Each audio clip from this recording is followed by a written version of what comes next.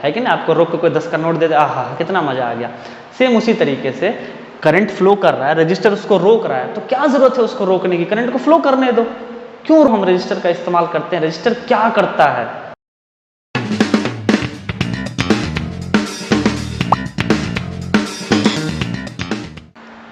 और सब first class.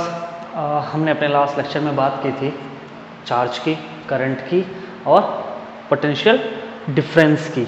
आज का हमारा टॉपिक है ओम्स लॉ एंड रेजिस्टेंस और रजिस्टर। तो शुरू करने से पहले एक बार जो हमने लास्ट टाइम पढ़ा था उसको रिवाइज कर लेते हैं, ठीक है। लास्ट टाइम हमने पढ़ा था चार्ज के बारे में, करंट के बारे में और पोटेंशियल डिफरेंस के बारे में। प्रॉपर्टी ऑफ मैटर, करंट क्या है, rate of flow of charge,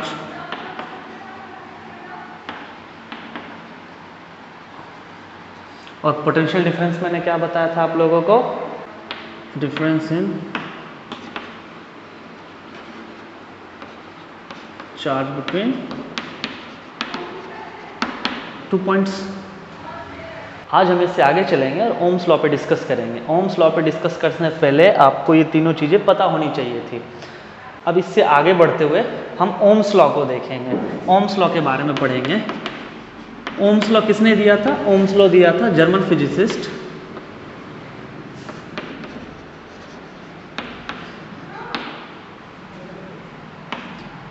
Simon ओम ने, जॉर्ज साइमन ओम ने। ओम्स लॉ क्या बताता है बच्चों, ओम्स लॉ ये बताता है कि किसी सर्किट में, ओम्स लॉ क्या बताता है, रिलेशनशिप बताता है। ओम्स लॉ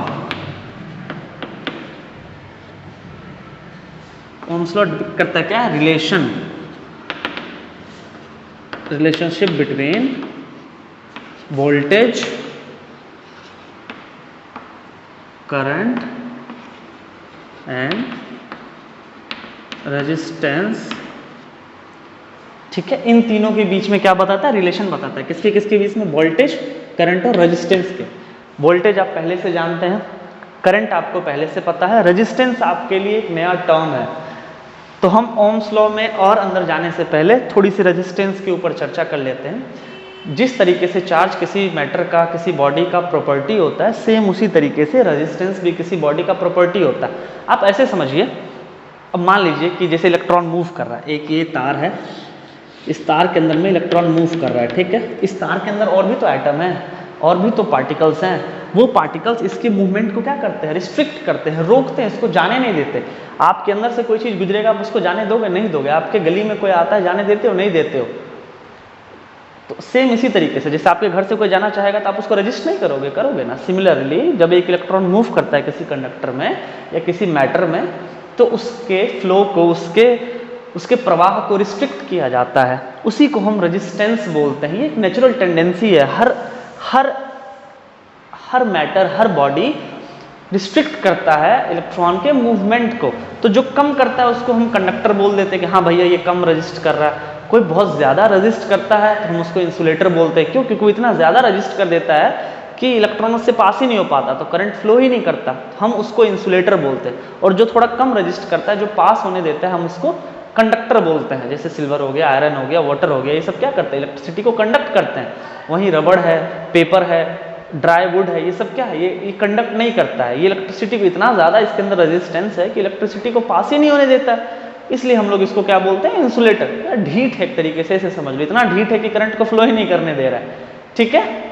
तो रेजिस्टेंस पे आप लोगों की थोड़ी सी समझ बन चुकी होगी, इसलिए हम थोड़ा और आगे चलते हैं। साइमन ओम ने अपने फाइंडिंग्स में ये पता किया कि at a constant temperature current flowing through a circuit of fixed resistance R is directly proportional to voltage and inversely proportional to resistance. This gives us a equation कि जो करंट है किसी सर्किट में किसी फिक्स्ड टेम्परेचर पे वो directly proportional होता है वोल्टेज के। जितना ज़्यादा वोल्टेज होगा करंट भी उतना ज़्यादा होगा, जितना कम वोल्टेज होगा करंट भी उतना कम होगा। This is directly proportional and current is inversely proportional to resistance. यानी जितना ज़्यादा रेजिस्टेंस बढ़ता चला जाएगा करंट उतना ही कम होता चला जाएगा। अगर रेजिस्टेंस को डबल कर देंगे तो करंट हाफ हो जाएगा। रेजिस्टेंस जो है वो इन्वर्सली प्रोपोर्शनल है करंट का। ये साइमन ओम का क्या था, फाइंडिंग था, जिन्होंने एक्सपेरिमेंट्स किया, और उन्होंने इस एक्सपेरिमेंट को करने के बाद ओम्स लॉ को दिया, जो ये कहता है कि जो है current V equal to I R. ये हमें इक्वेशन मिलता है जिसका हम इस्तेमाल करते हैं इलेक्ट्रिसिटी की बहुत सारी चीज़ों में, अनगिनत चीज़ों में। और इस नियम के बिना, इस फॉर्मूले को अप्लीकेट किए बिना, इस फॉर्मूले के एप्लीकेशन के बिना जो आप ये सब कुछ कर रहे हो ना, पंखा चलाना, फैन चलाना, ये करना, वो करना, कुछ भी पॉसिबल नहीं होता। हम कंट्रोल नहीं कर पाते एक तरीके से इलेक्ट्रिसिटी को, जो हम कंट्रोल करके चला रहे हैं ना, अभी फैन, आपका फ़ोन चार्ज हो रहा है, सब कुछ हो रहा है, तो कंट्रोल्ड वे में हो रहा है, नहीं हो पाता। तो बहुत बड़ा योगदान है इनका, ओम्स लॉ का, ओम्स का, जिन्होंने ओम लॉ दिया। ओम को दर्शाने के लिए सिंबल होता है, दिस इज ग्रीक लेटर। इस तरीके से हम ओम को दर्शाते हैं, ठीक है, रेजिस्टेंस ओम। क्लियर है? ये था आपका ओम्स लॉ। ओम्स लॉ क्या कहता है? ओम्स लॉ कहता है कि जो करंट है that is directly proportional to voltage apply and inversely proportional to resistance in a circuit at fixed temperature. This is mandatory. Temperature क्या होना चाहिए? फिक्स्ड होना चाहिए। टेम्परेचर वेरी नहीं करना चाहिए। अगर टेम्परेचर वेरी करेगा तो रिजल्ट आपका वेरी करेगा। बिना फिक्स्ड टेम्परेचर के काम नहीं करेगा ये। क्लियर है? अब इससे थोड़ा सा आगे बढ़ते हैं और आपको मैं बताता हूँ एक और चीज। कहता है V equal to I R. अब आप एक ट्रायंगल बना लीजिए। ट्रायंगल में ऊपर लिखिए V, यहाँ लिखिए I और यहाँ लिखिए R। अब ये देखिए फॉर्मूला, ये तीन चीज हैं, तीन चीजों से मिला के आप तीन फार्मूला बना सकते हैं। अगर आप V लिखिएगा तो क्या हो जाएगा? I R, V equal to I R. उसी तरह अगर आप I लीजिएगा तो क्या हो जाएगा? R लीजिएगा तो क्या हो जाएगा? V upon I. और अगर आप I लीजिएगा तो क्या हो जाएगा? V upon R। समझ रहे हैं मैं क्या कहना चाह रहा हूं? अगर आप R को लेते हैं तो क्या हो जाएगा? V अपॉन आई, क्योंकि अपॉन में है ना, ठीक है। उसी तरीके से अगर आप I को लेते हैं तो क्या हो जाएगा?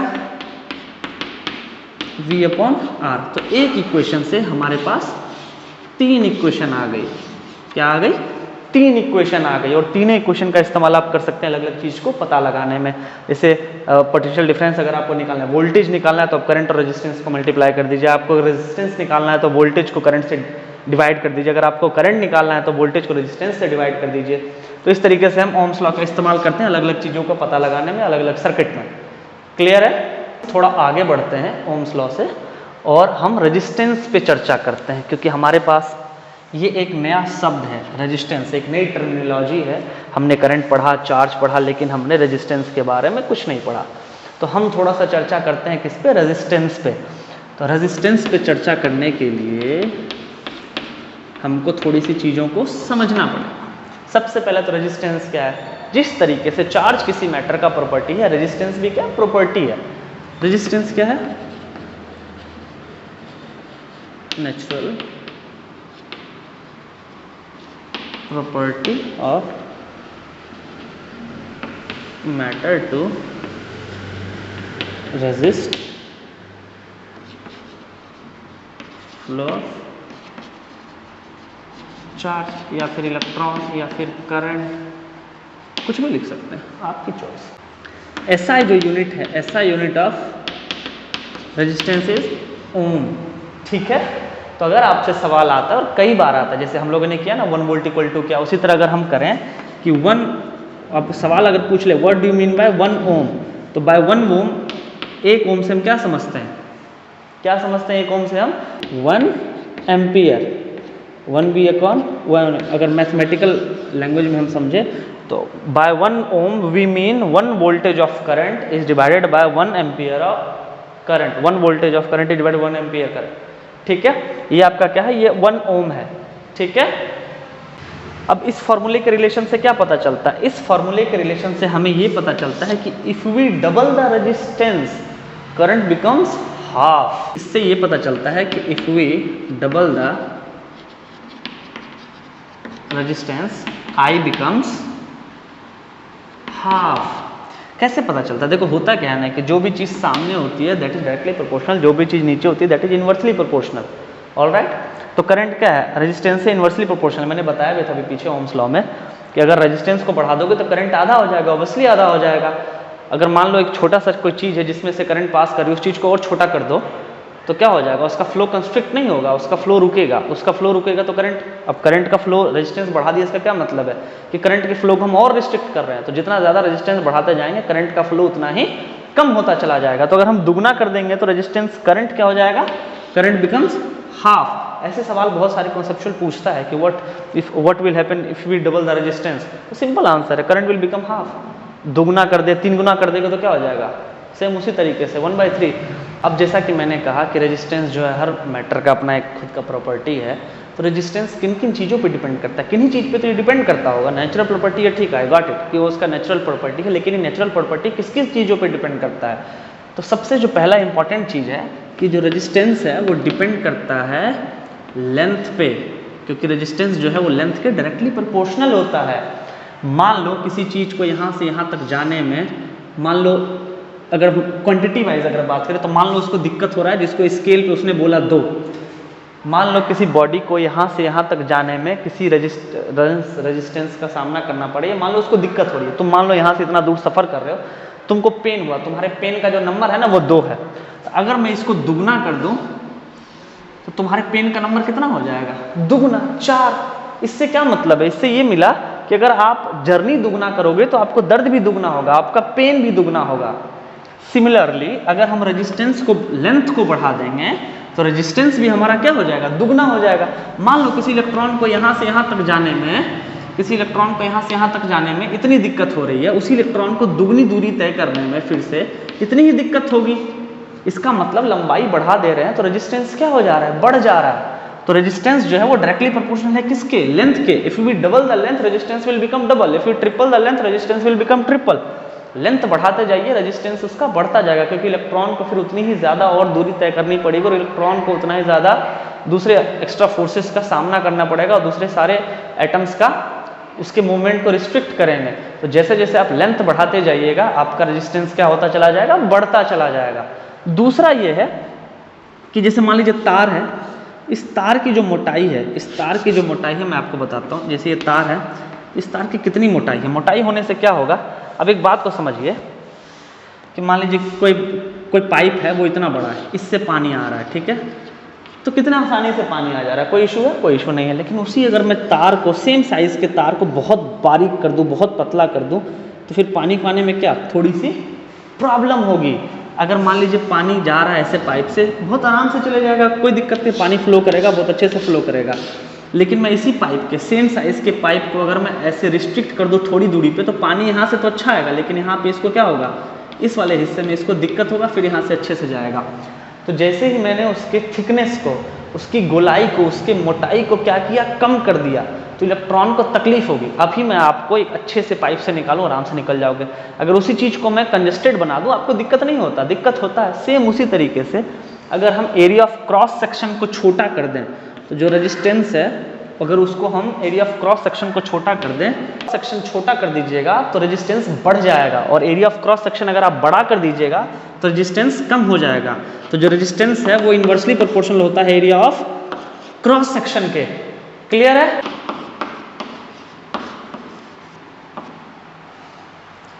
तो रेजिस्टेंस जो है वो डिपेंड करता है लेंथ पे और एरिया ऑफ क्रॉस सेक्शन पे। और ये P क्या है, तो P है रो, यानी रेजिस्टिविटी। हर मटेरियल किसी ना किसी चीज से बना होता है, तो जिस चीज से वो बना होता है उस चीज के ऊपर उसकी रेजिस्टिविटी डिपेंड करती है। फॉर एग्जांपल जैसे कोई चीज अगर सिल्वर है, तो सिल्वर का कितना होगा, सिल्वर की रेजिस्टिविटी है 1.6 × 10⁻⁻18 ओहम मीटर। जो रेजिस्टिविटी है उसको ओम मीटर में नापते हैं। उसी तरह जो रबड़ है, रबड़ क्या है, इंसुलेटर है ना, तो जो रबड़ है, रबड़ की है 10⁻13 से 10⁻16। अब देखिए सिल्वर को, देखिए सिल्वर का क्या है 1.6 × 10⁻−18 ओम मीटर। इतना कम रेजिस्टेंस है, इतना कम रेजिस्टेंस है, तभी सिल्वर क्या है, बेस्ट कंडक्टर है। कोई चीज कंडक्टर या इंसुलेटर कब होता है, वो चीज कंडक्टर तभी होगा जब उसकी रेजिस्टेंस क्या होगी, कम, उसकी रेजिस्टिविटी क्या होगी, कम। तो जिस चीज की रेजिस्टिविटी कम होगी वो उतना ही बेटर, उतना ही अच्छा और उतना ही बेहतर कंडक्टर बनेगा, और जिस चीज की रेजिस्टिविटी जितनी ज्यादा होती चली जाएगी वो करंट को फ्लो ही नहीं करने देगा। वही इंसुलेटर है। आप सूखी लकड़ी को बोर्ड में डालते हो, आपको करंट नहीं लगता, क्यों? क्योंकि वो इतना ज्यादा रेजिस्टेंस उसके अंदर कि करंट उस पॉइंट से यहाँ आपके हाथों में आ ही नहीं पा रहा है। लेकिन आप लोहे के रॉड को डाल के देखिए, दिमाग झंझना जाएगा। किस लिए? क्योंकि आयरन गुड कंडक्टर है। क्यों गुड कंडक्टर है? आयरन की रेजिस्टिविटी क्या है? आयरन की रेजिस्टिविटी कम है, 10⁻⁸ है। सिल्वर से ज्यादा है, लेकिन रबड़ से बहुत कम है। तो लोहे में करंट लगता है, पानी में करंट लगता है, ठीक है। तो जिस चीज की रेजिस्टिविटी जितनी ज्यादा होती चली जाएगी वो चीज उतना ही इंसुलेटर की तरफ बढ़ता जाएगा, और जिस चीज की रेजिस्टिविटी कम होती जाएगी वो उतनी ही कंडक्टर की तरफ बढ़ता चला जाएगा। रजिस्टर क्या है? रजिस्टर एक डिवाइस है, नाम से ही पता है ना, रजिस्टर। रजिस्टर एक डिवाइस है जो करंट के फ्लो को रजिस्ट करता है। रजिस्टर क्या है? रजिस्टर एक डिवाइस है जो करंट के फ्लो को रजिस्ट करता है, करंट के फ्लो को रजिस्ट करता है। लेकिन सवाल यहाँ ये आता है कि जब करंट मजे में चल रहा है, आप मजे में चल रहे हो, आपको कोई छेड़े, आपको कोई रोके, आपको कैसा लगेगा? बुरा लगेगा। लेकिन अगर किसी काम से रोके तो अच्छा लगेगा, है कि नहीं? आपको रोक के कोई 10 का नोट दे दे, आहा कितना मजा आ गया। सेम उसी तरीके से करंट फ्लो कर रहा है, रजिस्टर उसको रोक रहा है, तो क्या जरूरत है उसको रोकने की? करंट को फ्लो करने दो। क्यों रोकते हैं हम रजिस्टर को? रजिस्टर का इस्तेमाल करते हैं क्यों? रजिस्टर की क्या जरूरत है? जब हमें पता है कि रजिस्टर करंट के फ्लो को रोकेगा, फिर हम रजिस्टर का इस्तेमाल क्यों करते हैं? ये बहुत बेसिक और बहुत इंपॉर्टेंट क्वेश्चन है कि why use register in a system. क्यों हम रजिस्टर का इस्तेमाल करते हैं? रजिस्टर क्या करता है? क्वेश्चन इज कि रजिस्टर करता क्या है?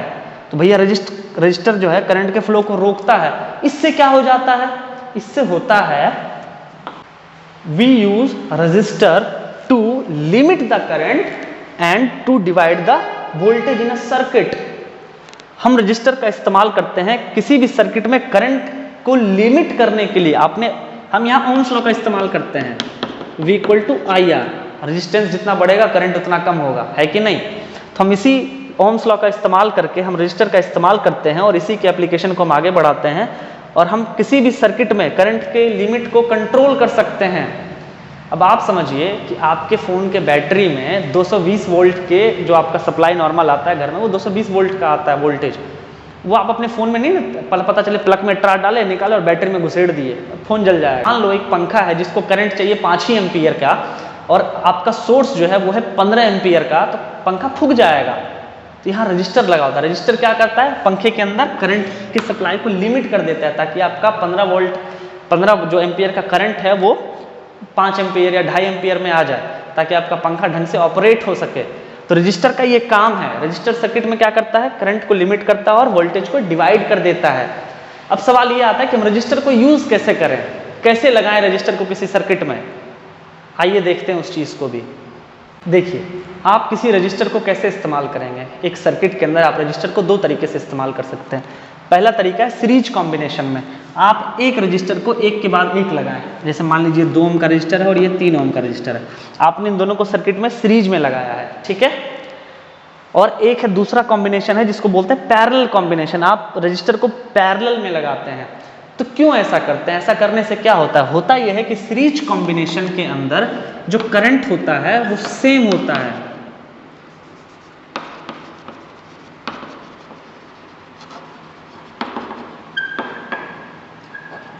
वो सर्किट में कहीं पे भी जो करंट का अमाउंट होगा वो सेम होगा सीरीज में। लेकिन इसका एक नुकसान भी है। नुकसान ये है कि आप एक ही चीज में 2 अलग अलग रेट के अप्लायंसेस को नहीं चला सकते। रेट बोलने का मतलब जैसे एक छोटा सा पंखा और एक बड़ा सा हीटर, वो दोनों सीरीज में नहीं चल सकता, फूक जाएगा पंखा, ठीक है, क्योंकि दोनों को अलग अलग करंट की जरूरत है। लेकिन पैरेलल में क्या है कि आप इसको पैरेलल में लगाते हैं। इससे क्या होता है? पैरेलल में लगाने से ये होता है कि वोल्टेज डिवाइड हो जाता है। क्या हो जाता है? वोल्टेज डिवाइड हो जाता है। तो अलग अलग रेट का अप्लायंसेज भी एक साथ चल जाता है। एक पंखा और एक हीटर पैरेलल में चल जाएगा, लेकिन सीरीज में नहीं चलेगा। सीरीज में 2 सेम अप्लायंस चल पाएंगे, जैसे एक हीटर एक फ्रिज, दोनों का रेट सेम है। लेकिन पैरेलल में एक पंखा, एक मोबाइल और एक हीटर तीनों चल जाएगा, कोई इशू नहीं है, ठीक है। दूसरा डिफरेंस क्या है कि सीरीज में जैसे मान लीजिए एक रजिस्टर यहाँ से टूटा तो करंट का फ्लो क्या हो गया? रुक गया। लेकिन पैरेलल में ऐसा नहीं है। पैरेलल में मान लीजिए टूट गया तो इससे चला जाएगा, ये भी टूट गया तो इससे चला जाएगा। तो ये ज्यादा सेफ है, रिलायबल है, ठीक है। दूसरी चीज क्या है? दूसरी चीज ये है कि जैसे मान लीजिए टोटल रेजिस्टेंस, कि अब हमको अगर निकालना है कि इस सर्किट का टोटल रेजिस्टेंस कितना है, तो टोटल रेजिस्टेंस निकालने के लिए हम क्या करेंगे, कुछ नहीं, सारे रजिस्टर को जोड़ देंगे। जैसे यहाँ इस केस में क्या है, तो 2 ohm plus 3 ohm equal to क्या हो जाएगा 5 ओम, यानी हमारा टोटल रेजिस्टेंस क्या है 5 ओम। ठीक है, तो पैरेलल में टोटल रेजिस्टेंस कैसे निकालेंगे, मान लीजिए 2 ओम है, 3 ओम है और 5 ओम है, तो हम निकालेंगे 1 by total resistance. 1 by total resistance से पहले is equal to 1 by R1 plus 1 by R2 1 by Rn। ठीक है, तो 1 बाय Rp इक्वल टू क्या हो जाएगा 1/2 ओम प्लस 1/3 ओम प्लस 1/5 ओम। ठीक है, अब देखो ये 1/2 1/3 और 1/5 तो बटे 30, ठीक है, अपॉन 31 ऊपर आ जाएगा। क्लियर है, अब ये क्रॉस मल्टीप्लाई करोगे तो 30 इक्वल टू क्या हो जाएगा 31R, R इक्वल टू क्या आ जाएगा 30/31 ओम्स। ये इतना टोटल रेजिस्टेंस आया पैरेलल में। क्लियर है, तो आप सीरीज कॉम्बिनेशन का टोटल रेजिस्टेंस और पैरेलल कॉम्बिनेशन का टोटल रेजिस्टेंस निकाल सकते हो। दोनों के बीच में आप डिफरेंस भी लिख सकते हो। दोनों के बीच में डिफरेंस क्या है कि सीरीज में जो करंट का फ्लो होता है वो पूरे सर्किट में सेम होता है, लेकिन पैरेलल में जो वोल्टेज है, जो करंट है, वो डिवाइड हो जाता है। दूसरा चीज क्या है कि सीरीज में अगर सर्किट कहीं एक जगह से भी टूटा तो करंट का फ्लो रुक जाएगा, लेकिन पैरेलल में ऐसा नहीं है। तीसरा बिग डिफरेंस क्या है कि सीरीज में आप दो अलग अलग रेट के अप्लायंसेस को इस्तेमाल नहीं कर सकते हैं, जैसे फैन और हीटर, लेकिन आप पैरेलल में क्या कर सकते हैं, आप अलग अलग रेट के अप्लायंसेस को इस्तेमाल कर सकते हैं। कोई नुकसान नहीं होगा, कोई डैमेज नहीं होगा। हम ज्यादातर पैरेलल ही प्रेफर करते हैं। क्लियर है, आज हमने क्या सीखा, आज हमने सीखा ओम्स लॉ। ओम्स लॉ क्या बताता है, ओम्स लॉ रिलेशन बताता है वोल्टेज, करंट और रेजिस्टेंस के बीच में। अगर आप वोल्टेज को बढ़ाइएगा तो करंट बढ़ेगा। क्यों, क्योंकि वोल्टेज जो है वो डायरेक्टली प्रोपोर्शनल है करंट के और इनवर्सली प्रोपोर्शनल है रेजिस्टेंस के। रेजिस्टेंस को बढ़ाइएगा तो करंट क्या हो जाएगा, कम हो जाएगा। तो जो R है वो इनवर्सली प्रोपोर्शनल है करंट के।